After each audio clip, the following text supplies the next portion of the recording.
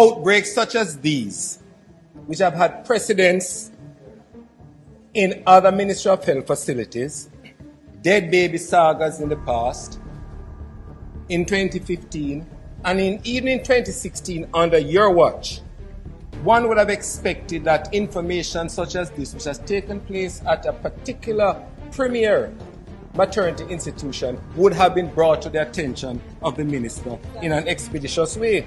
We note by your statement here today that in the chronology of events, number 2, a plan was developed by the team from Victoria Jubilee, drawn with personnel from SERA, the KCC Health Department, the National Public Health Lab, and the IPC team from the Ministry of Health and Wellness.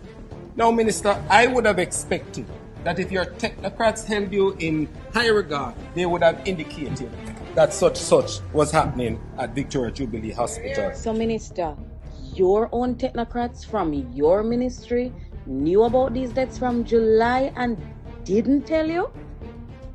How could you not have known, Minister Tufton?